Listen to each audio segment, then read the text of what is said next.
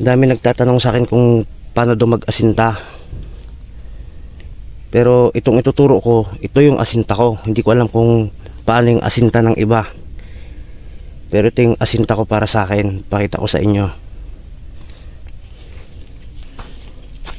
Parang ganito, ayun o. Yun ang titirahin natin. Yung 3 lata.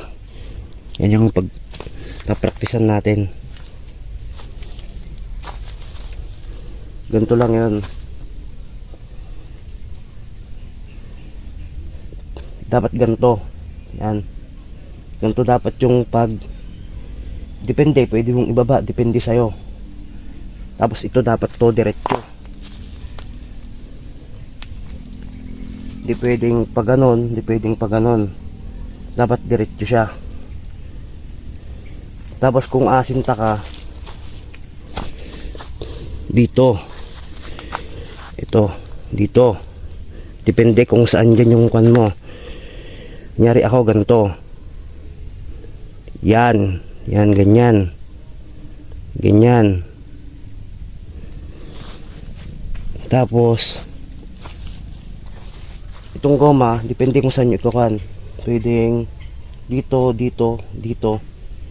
Yan, ganyan. Yun, ngayon ipapakita ko sa inyo kung paano ko tinatarget. Ganito.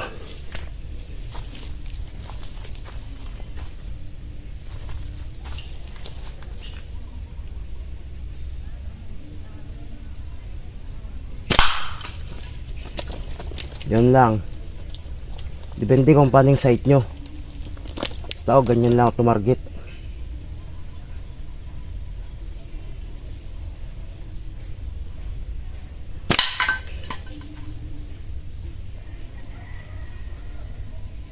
Yan lang. Oh, di ba? Ganun lang tumarget. Ayun na siya, naibalik ko na. Ayun na. Ngayon titirahin natin yan. Tignan natin kung mabubutas. Yan siya oh. Tirahin na natin.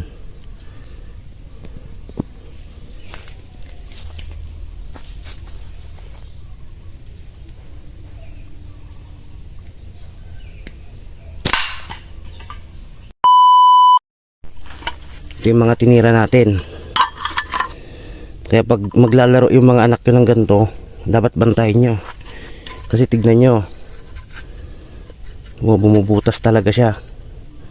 Matutupi, mabubutas. Kaya dapat kung maglalaro yung mga anak nyo ng ganito, tignan nyo. Baka mamaya itira niya sa tao. Oh, kita nyo yan. Oh, tumutupi. Tumutupi talaga siya. Ang safety na kan ipalaro. Kung paglalaro, pantayan nyo.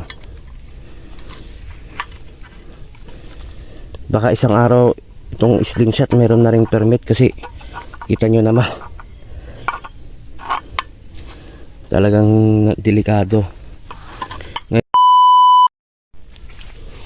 Yung ginagamit ko nga palang bala dito, yun yung sa kan Emperador, mga ganon. Ayun, MP Jolin. Mabibili kayo na sa Shopee nito. 55 lang isang kan, 500 na piraso. Tapos tong goma, binili ko rin sa Shopee. Bali 72 siya, 72 pesos 5 piraso. Kung may free shipping ka, medyo makakatipid ka. Kasi ito free shipping lang din itong mga nakakuan ko.